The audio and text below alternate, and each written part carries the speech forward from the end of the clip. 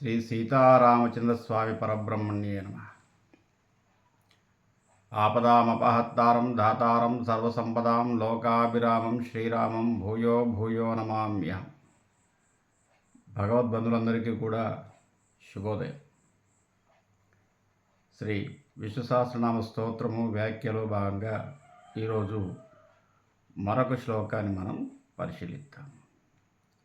గభస్తినేమి సత్వస్తః సింహో భూతో మహేశ్వరః ఆదిదేవో మహాదేవో దేవేశో దేవభృద్గురుః. గభస్తినేమి.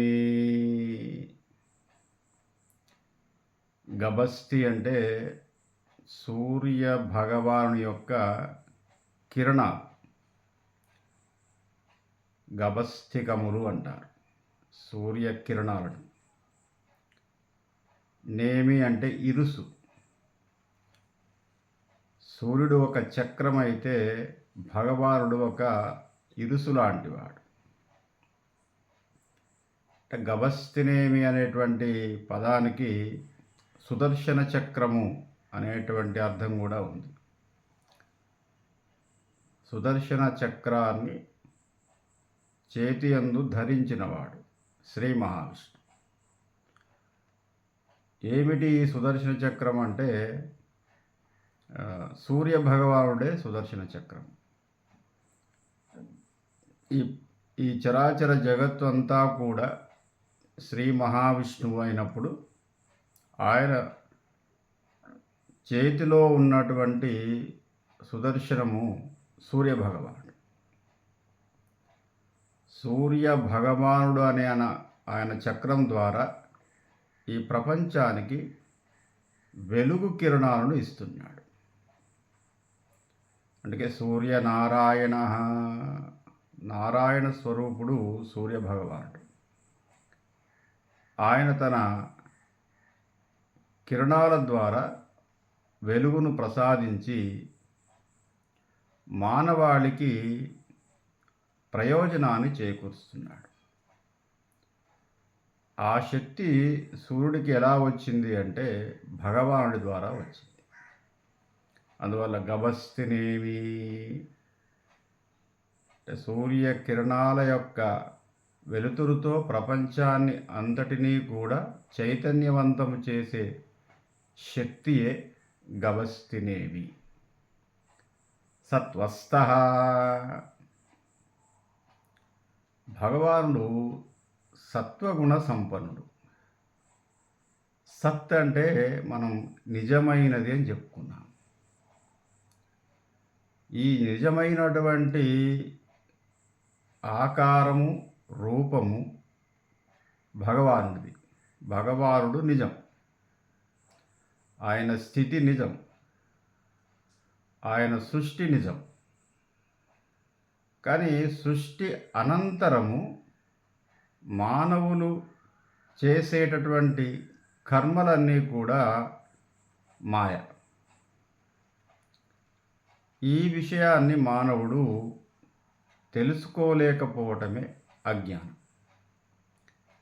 మరి ఈ విషయాన్ని తెలుసుకోవాలి అంటే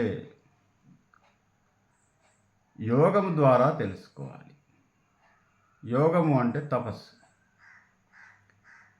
భగవానుడు ఈ సృష్టిని అంతటినీ కూడా తన తపస్సు ద్వారా సృష్టించాడు. తపించిపోవటం అంటే ఈ సృష్టిని ఎలా చేయాలి ఆలోచించి చాలా పద్ధతి ప్రకారము ఒక క్రమంగా ఈ సృష్టిని ఆయన నిర్వర్తించాడు. ప్రకృతిలో, సృష్టిలో ఒక క్రమం ఉంది, అస్తవ్యస్తంగా లేదు. ఈ సృష్టి అస్తవ్యస్తంగా లేదు, ఒక్కొక్క పద్ధతి ప్రకారము దీన్ని సృష్టింపబడింది. కొన్ని వేల సంవత్సరాలుగా ఆ క్రమం అలాగే ఉంది. ఈ చరాచర జగత్తు అంతా కూడా ఒక క్రమంలో నడవబడుతుంది. కాలం ఒక క్రమంలో ముందుకెళ్తుంది. దీనికి అంతటికి కారణం ఏంటంటే భగవానుడి యొక్క యోగ తపస్సు. యోగం ద్వారా చేసేటటువంటి ఒక సృష్టి, ఆ శక్తి అన్నమాట. తపస్సు వల్ల ఏం లభిస్తుందంటే శక్తి లభిస్తుంది. ఏదైనా ఒక కార్యం చేయాలంటే తపస్సు చేయాలి. మరి మానవులకు ఏమిటి తపస్సు అంటే సంకల్ప బలమే తపస్సు మానవుడికి. మనకు ఉపనిషత్తుల్లో ఒక ఒక వాక్యం చెప్పబడింది. తపసా చీయతే బ్రహ్మ తతోన్నమమి జాయతే అన్నాత్ ప్రాణో మనః సత్యం లోకా కర్మసు చ అమృతం. ఇది ఉపనిషత్ వాక్యం. సరే, దీని మీనింగ్ ఏంటంటే, దీని అర్థము, సరే భగవానుడు యోగ తపస్సుతో ఈ సృష్టి కార్యాన్ని చేశాడు. మానవుడు కూడా తన జీవితం అంతా కూడా తపస్సు చేత మాత్రమే తన జీవితాన్ని సార్థక్యం చేసుకోగలడు. ఏమిటి తపస్సు? సరే, మనం ఋషుల మాదిరిగా ఊరు బయటికి వెళ్ళి ముక్కు మూసుకొని సంవత్సరాలు చేయలేం. మానవుడికి తపస్సు ఏం చెప్పబడిందంటే మనకు ఉపనిషత్తుల్లో కార్యదీక్షే తపస్సు. తను చేస్తున్నటువంటి పని శ్రద్ధగా చేయటమే తపస్సుగా చెప్పబడింది.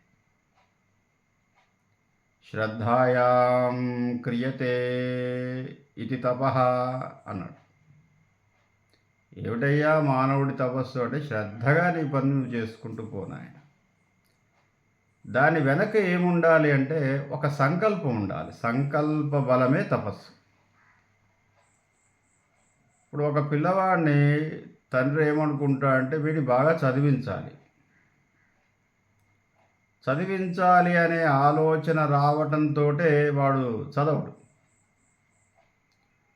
చదివించాలి అనేటువంటి సంకల్పం చేస్తుండాలి. వీడిని ఏ విధంగానైనా చదివించాలి. ఎంత కష్టమైనా సరే, ఎంత అప్పు చేసైనా సరే వీడిని మంచి స్కూల్లో వేయాలి, మంచి కాలేజీలో వేయాలి, విదేశాలకు పంపించాలి, వీడిని ప్రయోజకుని చేయాలి.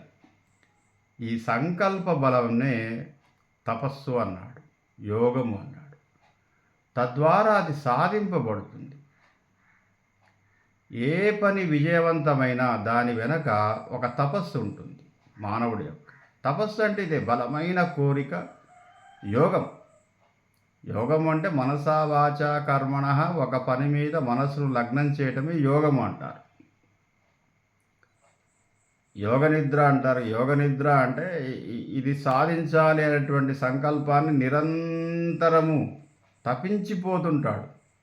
తపస్సు అంటే తపించిపోవడం. నేను వీడిని చదివించాలి, నేను ఈ ఉద్యోగాన్ని చేయాలి, ఇదే చేయాలి, ఇది నాకు అవసరం. అదే తపస్సు. దాని సంకల్ప బలం. ఏ పని అయినా కూడా మానవుడు తపోశక్తి లేనిది ఏ పని చేయలేడు. చిన్న పని మొదలుపెట్టే పెద్ద పని దాకా దాని వెనక ఒక ఆలోచన, ఆ ఆలోచనకు ఒక యోగము, ఆ యోగానికి ఒక తపము. తద్వారా మాత్రమే ఆ ఆలోచన విజయవంతమవుతుంది. ఏ చిన్న పనైనా. కాబట్టి దీక్ష అంటే అదే. దీక్ష అంటే తపస్సును మనస్ఫూర్తిగా చేయటమే దీక్ష. దీక్షగా చేసినటువంటి ఏ పనైనా విజయవంతమవుతుంది. విజయవంతమైన ఏ పని వెనకనైనా ఒక తపస్సు ఉంటుంది. అది దాని అర్థం. ఉపనిషత్తు చెప్పింది అది. అందుకే ఈ సృష్టికి ముందే భగవానుడు ఒక తపస్సు చేశాడు. అంటే ఒక సంకల్పాన్ని తీసుకున్నాడు, ఒక విల్ పవర్. నేను ఈ సృష్టిని క్రమబద్ధంగా, హాయిగా, ఇబ్బంది లేకుండా సృష్టించగలి కొన్ని వేల సంవత్సరాల ఆ విధంగా అనుకున్న తర్వాత సృష్టించాట. అట్లాగే మనం ఏ పని చేసినా ఈసారి నేను వ్యవసాయం బాగా చేస్తాను, ఎకరానికి ఒక 5 పుట్లు నేను పండించాల్సిందే, ఎంత కష్టమైనా సరే మార్నింగ్ 4 గంటల నుంచి నైట్ 10 గంటల దాకా ఈసారి కష్టపడతాను. తద్వారా వచ్చిన ఫలితమే తపో ఫలితం.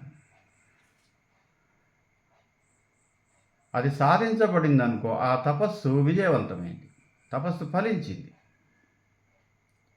ఇటువంటి సంకల్పం లేకుండా ఏ పని జరగదు అని చెప్పాడు.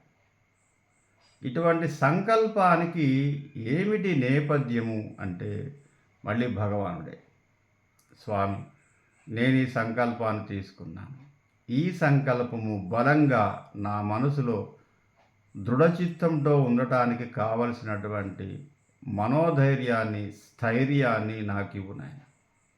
పని చేసేది నేనే, సంకల్పం కూడా నాదే. కానీ ఈ సంకల్పము మొక్కవోకుండా దీక్షగా చేయటానికి కావలసినటువంటి పట్టుదలను, ధైర్యాన్ని నాకు ఇవ్వు స్వామి అని మనం వేడుకుంటే అది ఇచ్చేటటువంటి శక్తియే శ్రీమన్నారాయణ. అందుకే సత్వస్థః, సత్వగుణ సంపన్నం ఏ విధంగా వస్తుందంటే యోగం ద్వారా వస్తుంది. యోగం ఏ విధంగా వస్తుందంటే తపస్సు ద్వారా వస్తుంది. తపస్సు ఏ విధంగా చేయగలుగుతాడంటే దీక్ష ద్వారా చేయగలుగుతాడు. ధీ అంటే బుద్ధి అని చెప్పుకున్నాం మనం. అంటే తన బుద్ధికి పదును పెట్టి దీక్షగా చేసే ఏ పనైనా కూడా తపస్సే. స్పష్టంగా చేసేటటువంటి పని తపస్సు. ఆ విధంగా చేయటం ద్వారా మానవుడు తన పనులన్నిటిని కూడా విజయవంతము చేసుకుంటున్నాడు. దీని వెనక దైవశక్తి ఉంది అని నమ్మడమే మనకు ఏదో యోగం వచ్చింది, వాడికి మంచి యోగం వచ్చిందిరా అంటే ఏంటంటే వాడు చాలా కష్టపడి పనిచేశాడు. దాని వెనక వాడికి సంకల్ప బలం ఉంది. ఆ బలానికి ఊతమిచ్చిన వాడు భగవానుడు. సింహ అనేటువంటి శబ్దం ఏమిటంటే ఇక్కడ భయాన్ని తొలగించున్నది అని అర్థం. భయాన్ని తొలగించేవాడు. సింహ అంటే భయాన్ని తొలగించే ఒక స్థితిని సింహ అంటారు. సింహభాగము అంటే అధిక భాగము. ఇట్లా కొన్ని పర్యాయ పదాలు ఉన్నాయి. ఇక్కడ సింహ అంటే భయాన్ని తొలగించేవాడు. మానవులకు సహజంగా ఉండేటటువంటి భయం ఏమిటంటే మరణ భయం, చనిపోతామేమో అన్న భయం. తద్వారా వచ్చేటటువంటి ఒక న్యూనతా భావాన్ని తొలగిస్తాడు భగవానుడు. ఒరే నాయన, చనిపోతావు, కానీ చనిపోవటానికి ముందు నీ కర్తవ్యం ఉంది, అది నువ్వు చేయాల్సింది. ఎలాగో చనిపోతాను కాబట్టి ఇప్పుడే చనిపోతా, ఇయాన్ని ఎట్లయినా పోయేది, అది కాదు. అర్జునుడికి చెప్పింది అదే శ్రీకృష్ణ భగవాన్. ఒరే నాయన, ఈ కురుక్షేత్ర సంగ్రామంలో వాడు పోతాడు, నువ్వు పోతావు, నేను పోతాను నాయన. పోవటానికి ముందు ఒక కర్తవ్యం ఉంది, మానవ ధర్మం ఉంది. ధర్మం గెలవాలి అంటే అధర్మం మీద పోరాటం చేయాల్సిందే. నువ్వు వాడి పాపాన వాడు పోతాడు, నాకు రాజ్యం వద్దు, ఏమొద్దు, నేను తపస్సుకు పోతా. ఇప్పుడు ఏం చేస్తావు? తపస్సుకు పోయి ఎట్లాగో పోయేదే. నువ్వు సంహరించకపోయినా ఈ 13 అక్షోణీల సైన్యం చచ్చిపోతుంది. సంహరిస్తే ధర్మాన్ని నిలబెట్టిన వాడివి అవుతావు. వాడు చేసినటువంటి అకృత్యాలకు వాడికి శిక్ష పడాల్సిందే. అది మానవాళికి ఒక సందేశం. కానీ తప్పు చేసిన వాడి పాపాన వాడు పోతాడు, ఎట్లాగో వాడు పోయేదే, నేను పోయేదే. దీనివల్ల కర్తవ్య నిర్వహణ జరగదు. తద్వారా మానవుడు పరిపూర్ణుడు కాలేడు. ధర్మము గెలవాలంటే కొంత హింస ఉంటుంది, కొంత యుద్ధం ఉంటుంది, కొంత పోరాటం ఉంటుంది. ఏది చేసినా ధర్మాన్ని నిలబెట్టాలి నాయన అని చెప్పేసి అన్నాడు. అట్టి మరణ భయాన్ని, న్యూనతాభావాన్ని తొలగించేవాడు భగవానుడు కాబట్టి సింహ. భూతో మహేశ్వర, సకల జీవరాశికి మహా ఈశ్వరుడు. ఇక్కడ మహేశ్వరుడు అంటే శివుడు. మరణ భయాన్ని తొలగించేటటువంటి వాడు శివుడు. లయకారకుడు కాబట్టి అవసాన దశలో మనము శివనామస్మరణ. నారాయణ అనేదేమో మోక్ష మార్గం. శివనామస్మరణ భయాన్ని తొలగిస్తుంది. అందుకే శివుణ్ణి మృత్యుంజయుడు అంటారు. మృత్యుంజయుడు అంటే మరణ భయాన్ని తొలగించువాడు. మరణాన్ని కూడా జయించినటువంటి వ్యక్తి పరమశివుడు. మరణాన్ని జయించటం సాధ్యం కాదు, మరణ భయాన్ని జయించడం సాధ్యం కాదు. శివుడికి మాత్రం ఆ శక్తి ఉందట, లయకారకుడుగా. కాబట్టి మరణ భయాన్ని జయించాలి అంటే మృత్యుంజయుడే మనకి. మృత్యుంజయుడు అంటే మహాశివుడు, పరమశివుడు. పరమశివుడి యొక్క మూల అంశం మళ్ళీ పరబ్రహ్మ. మనం చెప్పుకున్నాం కదా, సృష్టి స్థితి లయకారకుడైనటువంటి బ్రహ్మ విష్ణు మహేశ్వరుల యొక్క కావలసినటువంటి శక్తిని ఇచ్చేటటువంటి మూలదైవము. ఆ మూలదైవమే పరబ్రహ్మ స్వరూపం. అది చాలా పురాణాల్లో అమ్మవారుగా చెప్పబడింది. లలితా పరాభట్టారిక, లలిత అమ్మవారే మూలదైవం. అంటే మనకు మూలదైవం స్త్రీయే. కాబట్టి అమ్మవారి దయ వల్ల ఈ ముగ్గురు కూడా తన పనులు తను చేసుకుంటూ పోతున్నారు. వాళ్ళకి ఆ శక్తి ఇచ్చినటువంటిది అమ్మవారు. లలితామాత, దుర్గాదేవి, ఎవరైనా. శ్రీమాత అంటే మూలదైవం. ప్రతి అమ్మవారిని మనం శ్రీమాత అని పిలవచ్చు. శ్రీమాత, శ్రీ మహారాజ్ఞి, శ్రీమత్ సింహాసనేశ్వరి, చిదగ్నిగుండ సంభూత, దేవకార్య సముద్యత. శ్రీమాత, ఏ దేవతనైనా కూడా శ్రీమాత అని పిలవచ్చు. అంటే మూలదైవం అమ్మవారు. అందుకే సింహో భూతో మహేశ్వర, మహేశ్వరుడు మన యొక్క మృత్యువు యొక్క భయాన్ని తొలగించువాడు. నారాయణ శబ్దము మోక్షాన్ని ఇచ్చింది. కాబట్టి ఆ రూపము కూడా, మూల రూపం కూడా భగవానుడే. ఆదిదేవో మహాదేవో దేవేశో దేవభృద్గురు. ఈ నాలుగు కూడా సమార్థకాలు.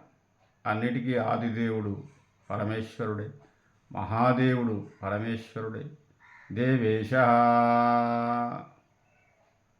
అన్ని రకాల దేవతలకు, అందరి దేవతలకు పరమ ఈశ్వరుడు కూడా ఈశ్వరుడే. దేవ భృద్గురు అంటే ఈ అన్నిటినీ కూడా, ఈ చరాచర ఈ చతుర్దశ భువనాలన్నింటినీ కూడా గురు మాదిరిగా ఏం చేస్తుంటాడంటే ఆయన నడిపిస్తూ ఉంటాడు. భూలోక, భూవర్లోక, సువర్లోక, జనోలోక, మహోలోక, తపోలోక, సత్యలోకాలు ఎన్ని ఉన్నాయో అవన్నిటినీ కూడా నడిపించువాడు, కనిపించకుండా నడిపించువాడు ఆ పరదైవమైనటువంటి శ్రీమన్నారాయణుడు లేదా మహేశ్వరుడు, బ్రహ్మ. ఏ శబ్దమైనా కూడా ఆయనకే చెందుతుంది. మొత్తం సృష్టి ఆది నుంచి అంత్యం వరకు స్థితికారకత్వంలో ఉన్నటువంటి నారాయణ శబ్దము మొత్తం ఈ చతుర్దశ భువనాలని నడిపిస్తూ ఉంది. స్వస్తి.